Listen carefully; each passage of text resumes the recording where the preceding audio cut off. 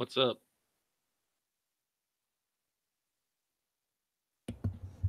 Yo, How's it going? eh, I'm a little under the weather, achy. Sorry to hear that, man. Hello. Hey, what's up, man?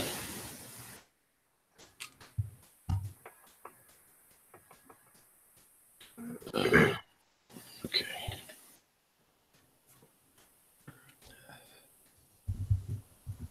So,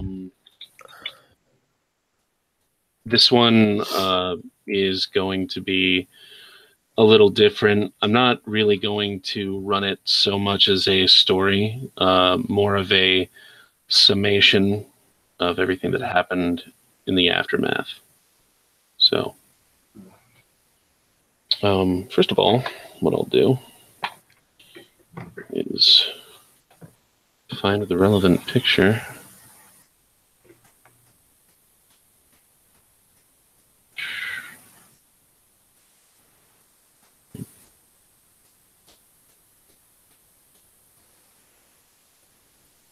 All right, you guys see that in the Skype chat?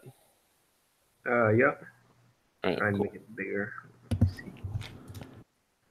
Yes. 13 dead. Suspect at large. Yeah. The police arrived on the scene and they found the mangled remains of several bodies in the parking garage.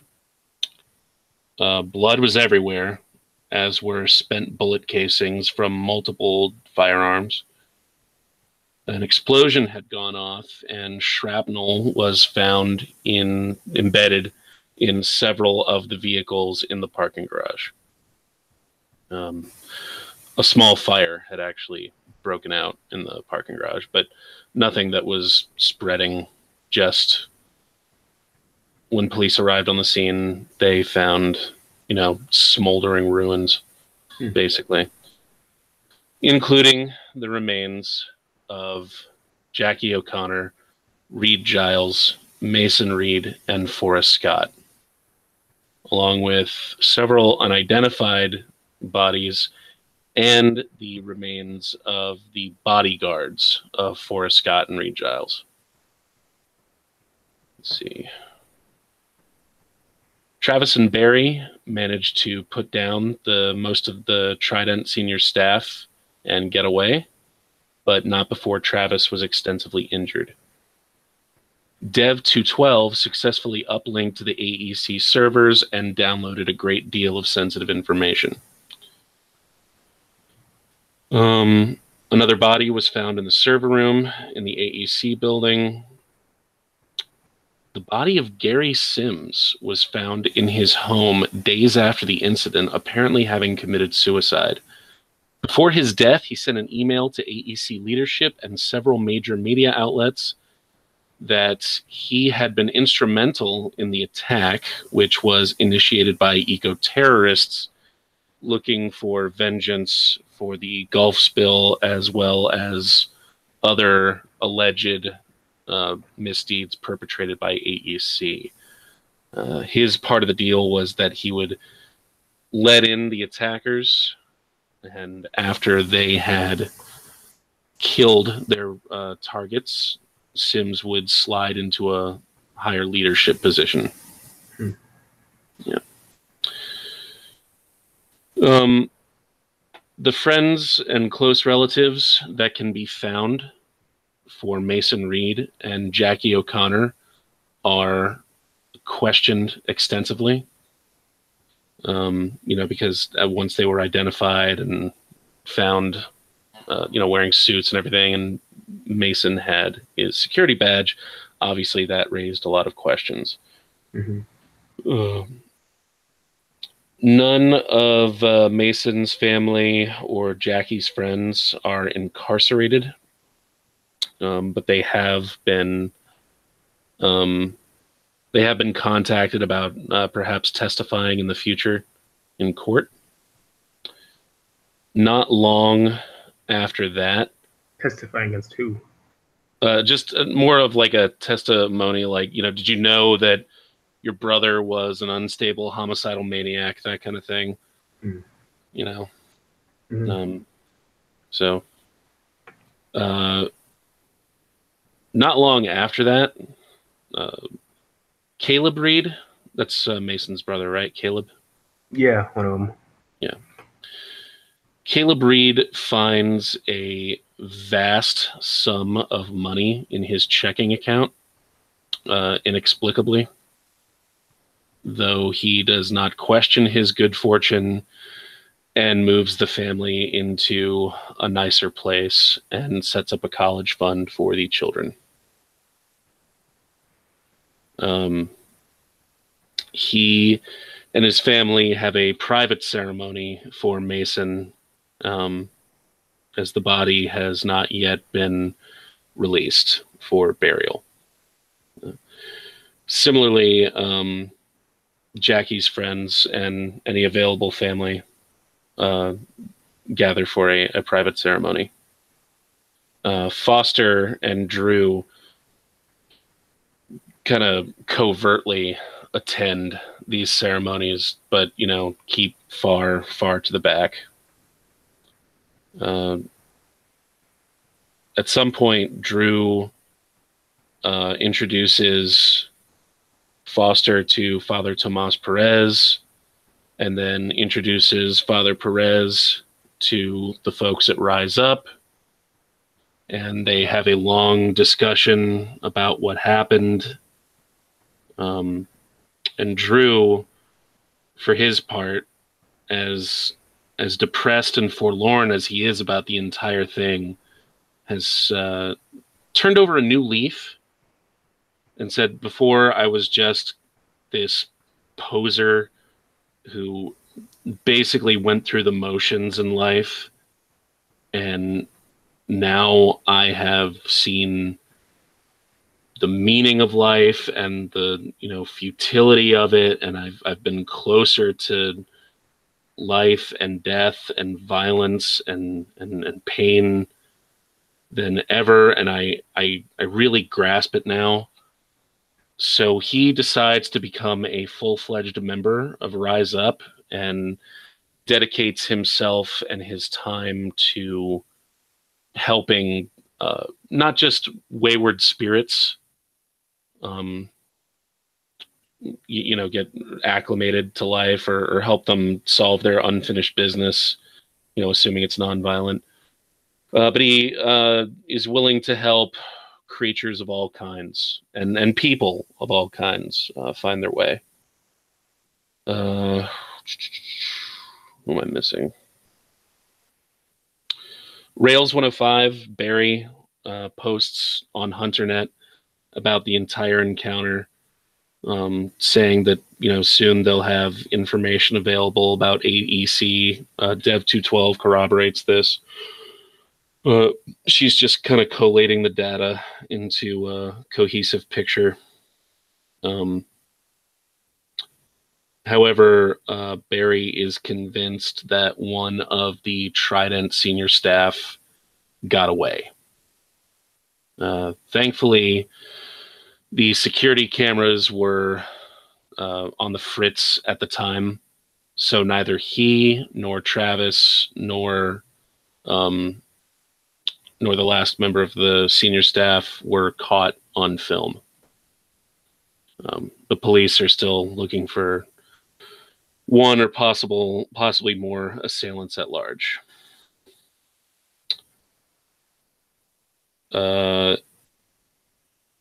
Charles Herschel gives a press conference a few days later, explaining that it was an eco-terrorist attack, that he and his company were the targets of said attack. He denounces them and their methods, and he asks for thoughts and prayers of the families of the victims, and he raises a fund for their families. Not just Giles and Scott, but also their bodyguards. and also the families of the family of Sims as well. The AEC building itself undergoes like kind of a lockdown. The fire actually did a little bit more damage than people initially realized, and also, once they found the body of the one security guard in the server room, then they got really suspicious that a hacker might have gotten in there. So the whole building is on lockdown until further notice, which is good for their security in a sense. However, shutting down their a rather large corporate office has really hindered their forward growth, and AEC is losing a lot of money every day that the office remains shut down. So, all told, some victories, some losses. Mm-hmm. Did I forget anything? Whatever happened to Zephyr's ghost friend? Oh, Foster? Yeah. He has also decided to, join with Rise Up in any capacity that he can. And if they find the body of a recently deceased individual for him, he has basically gotten in the queue to be reintegrated. Hmm. Yeah. I don't think I have anything else then. Nothing else. All right. Cool. Then let's get to the brief question and answer session. Overall impression. What'd you guys think of the Chronicle? Yeah, it was fun. I think we jumped like head first into the deep end though. I mean, we were fighting like a whole group of rots and stuff. I guess at the beginning I was sort of hoping we like focused on like one thing and sort of ease ourselves into it. But yeah, when the group was different, unexpected. I had a lot of fun. I liked the sort of twist at the end. That was very unexpected, but totally made sense. I love the idea of sort of a continuous narrative where even though we're not in that other group, some of the decisions that we made will affect them. Like, this is a corporation that exists in your world of darkness. That was really awesome. I felt like I had a lot of freedom to play my character and do the things that I wanted. I would like to handle the situation this way, and you were able to let us do that. I lost my notes after like our first or second session, so I was a little bit behind and confused on, okay, I thought the Rots were Rise Up, but now they're these people. Are they friendly? Are they not? So I got a little confused, but then I just started recording my notes like in Roll20. Are you clear on the distinction now that there was? Yeah. Okay. But overall I had a lot of fun, and I'm excited to pick it up again with different characters with different strengths and sort of try a different approach here. This was a lot of fun. I very much enjoyed it. Yeah, I think if I did, go play again, I would, hopefully like more hunters in the cell because we were very focused, I think, in what we were supposed to do. Zephyr was very social and my guy was very physical, so we sort of lost a bit of a mental sort of component to that. It might have been helpful. Yeah, we didn't think anything through. We just go. Which I really liked. You guys surprised me more than once with your decisions, and there's no. It's weird to say this, but the final episode could have turned out differently. It's possible that you could have nailed Herschel. It's possible that you could have survived. There are a lot of things that you could have done, even from the very beginning, that might have given you more of an edge, and might have made you more skilled, but it would have changed the narrative probably drastically. Mhm. So, but I wanted that to be your decision from the get-go. And it was, and you guys really made it your own, and I'm super stoked about that. And I didn't feel like, and maybe the narrative was set up to here's the specific points that we needed to hit, but I didn't ever feel like we were forced into one direction or one resolution. Even at the end of the game that we played last, I felt, okay, if my character wanted to approach the situation this way, it could have resolved that way. If I wanted to just lob the grenade in the room, that totally would have played out differently. So I did feel like you gave us a lot of freedom in saying, okay, I want the Rot army to be on my side. Like, okay, let's roll with it. Which is a great plan, that came with a lot of risk. So, Yeah. as you saw. And yeah, good. I'm glad you feel that way, because I didn't want you guys to think, I was a bit worried. It's like, oh shit, I hope they don't think I cattle shooted them into that at the end. Like, I made rolls for the NPCs, and I really tried to be like, all right, what would happen if how would these guys react if this happened and that happened? And like, well, here we go. Especially when you get like a rifle like that. Yeah. Okay. What are some things, Connor, you said maybe we went off a little bit into the deep end a little early. Yeah, like I said, it was like we just jumped right into the corporate espionage and this like whole, groups of rots and a lot of different parties and factions that, as like a brand new hunter, is like, holy shit. It's sort of like, we're already having difficulty wading through, the knowledge that the supernatural exists, and now we have all these different supernatural factions at work too. It was like a bit difficult for my character, I guess, to like try to wrap his head around all this and get, figure out what the hell is going on. Yeah. But yeah, what's I did, it wasn't a problem, but I think it would be cool to also just have a a narrative or two where it just focuses on sort of like a smaller kind of thing, like hunting a vampire. That's Yeah, I had thought about that, and I agree with you.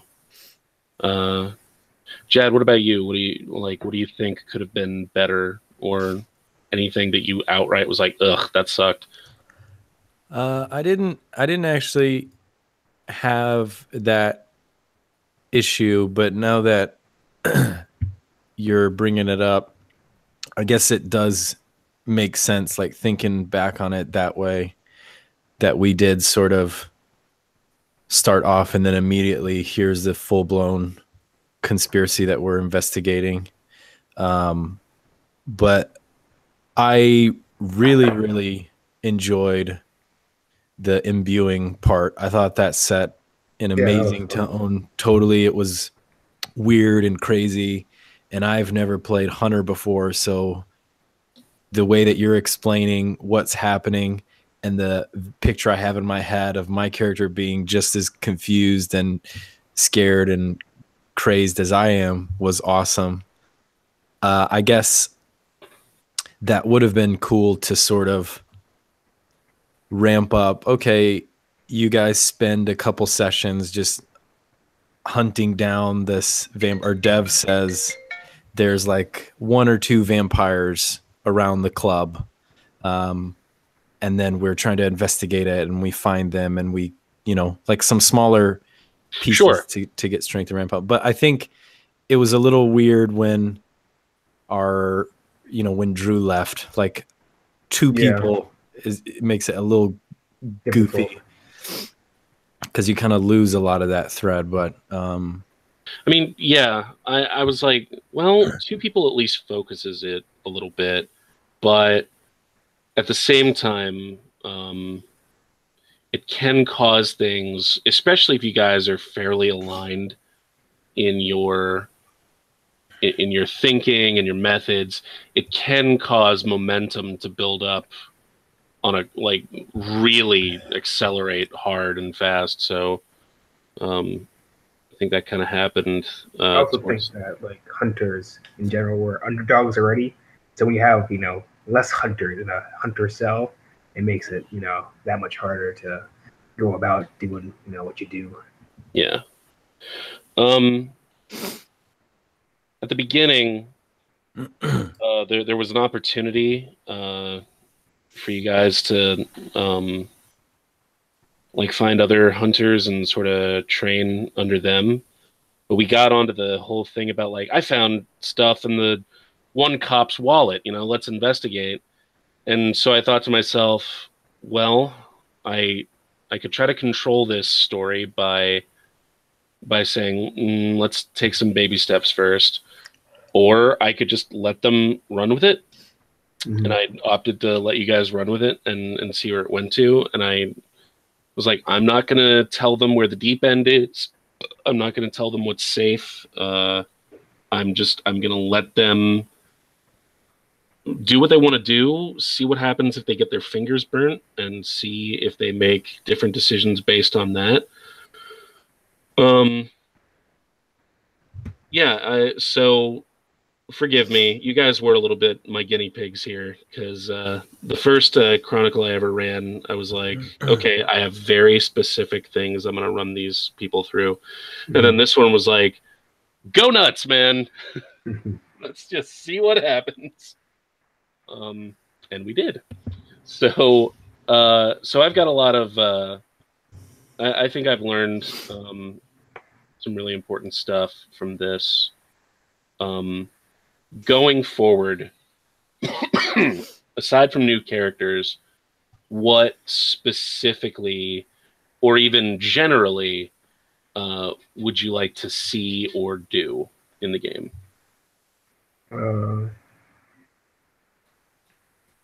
I think I actually liked Mason's idea of some more focused stories, really showing how, you know, even however many players there are, let's just say 4, even 4 versus 1, we're still outmatched by powerful vampire we're hunting. Yeah. Mm-hmm. Or and I think it would be cool because, you know, you get to explore the predatory and supernatural nature of like one specific thing, really getting to know it, like, you know, what vampires are, what they do, how they, you know, are perverting, you know, humans to do their bidding, kind of a thing. And it could be really cool.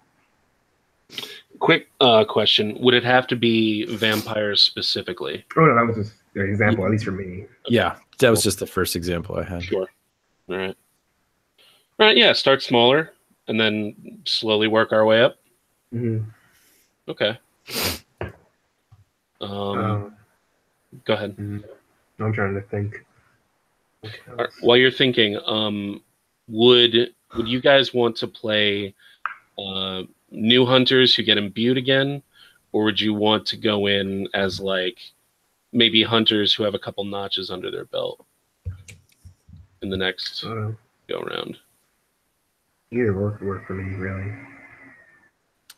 I actually liked the imbuing, and I like the prelude, and I think now that I feel more comfortable with the system and the setting, I think I'd probably stick to, you remember in the imbuing, I had the edge, like I ran very fast.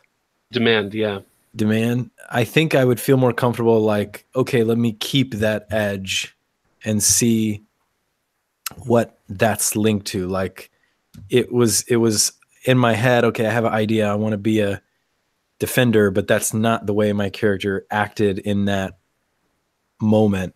And I think I'd feel more comfortable. Let me just come up with an idea of what a character is and truly understand their nature and demeanor and role play them in the imbuing and just let it rock.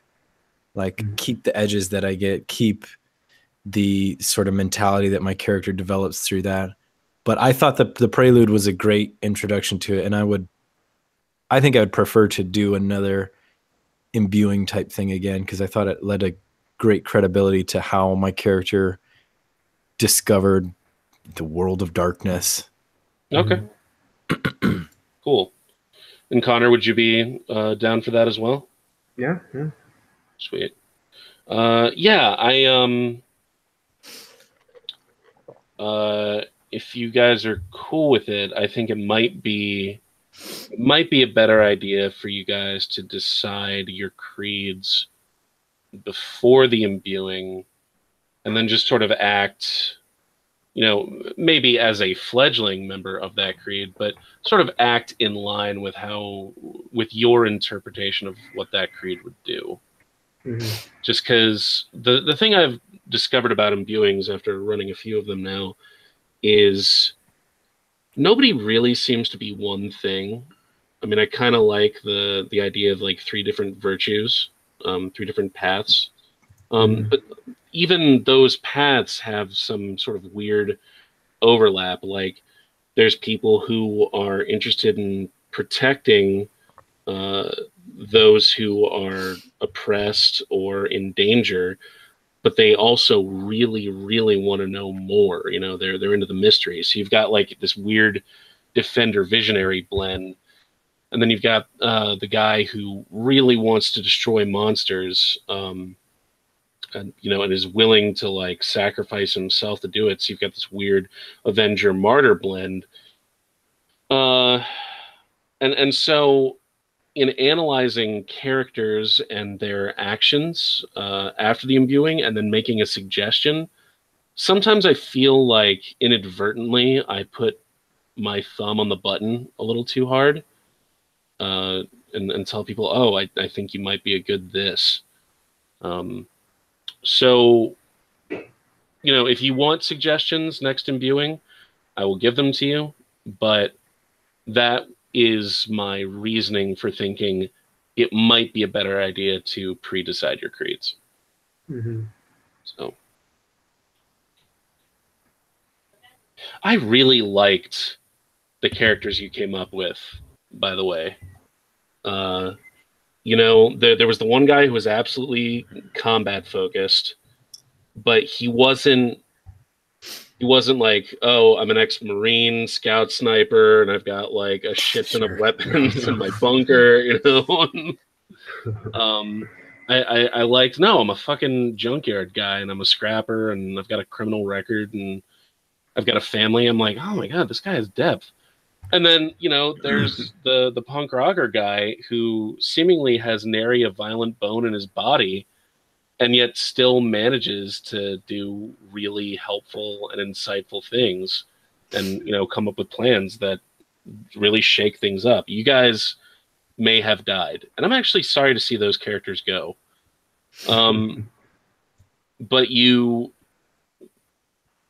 deaths achieved something. Your deaths actually achieved a couple of different things. So I thought that was really, really cool. That you succeeded, in a sense. Well, I mean, like, you're dead. So yeah. And thank you for that. I was like, there was part of me that was like, I can't believe this is happening right now. I've never TPK'd anybody, any party before, so that was a new experience for me. I play a lot of Call of Cthulhu. I'm used to characters dying.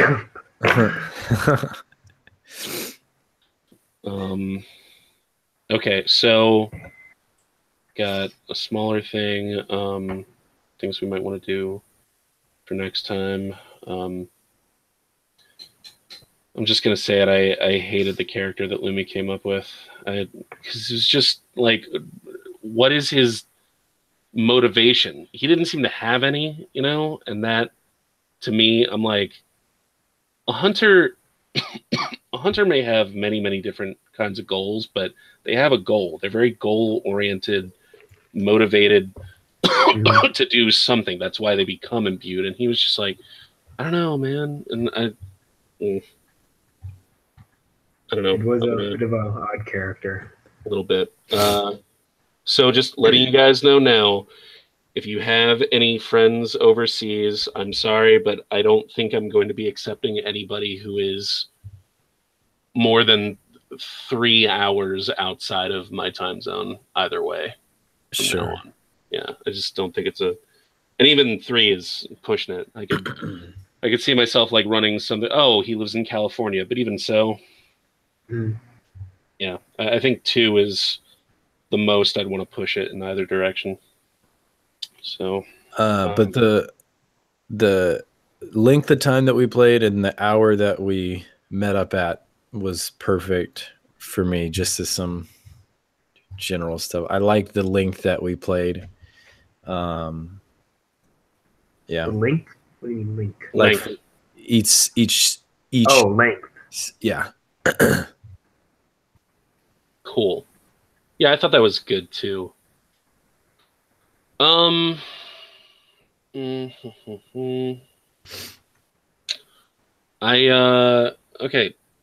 Do you guys have anything else for me like that's critical? Connor, I realize that we might not know like when you'll be available for a while. Because with this new job starting. Good luck with that, by the way. Thanks. Yeah. Yeah, it starts February 9th. I got 6 weeks of training, and then after that, I'll know for sure what my schedule is going to be. So. Sweet. I'm going to try to get our sessions edited and, like, you know, all the dead air cut, music added, and all that stuff as soon as humanly possible. And then I'll throw those up on YouTube, and whether or not you want to listen to them is completely up to you. But I hate the sound of my own voice, so I probably won't. If at all possible, I would really, really appreciate if you guys would just like share them on your social media. You know, share them with friends who you think might be interested in that kind of thing. Because I'm hoping for the sort of thing that, like, oh, this is like an hour-long thing that you can listen to on your lunch break or on your drive to and from work, or maybe even at work, depending on what you do. So, and, you know, the hour-long, that's just, I'm throwing that out there. Like, I know we did 4 hours per session, but I might split the sessions up depending on what happens. So, yeah. Sure.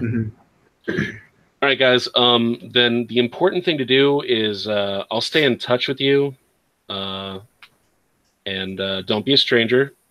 And if you, I don't know, get into a game or whatever that you think I might enjoy, or if you guys get into a game that you think the other one might enjoy, or if you have any YouTube or podcast projects that you want me to share, just let me know. Sure. All right. Guys, it has been so awesome playing with you. I look forward to doing it again. Like I said, stay in touch. Jad, please feel better. Connor, good luck at your new job. If there's nothing else, guys, then have a wonderful rest of your weekend, please. Thank you. Thank you so much for running. It was a lot of fun. I appreciate it. Same. It's been an honor. Thank you. Later, guys.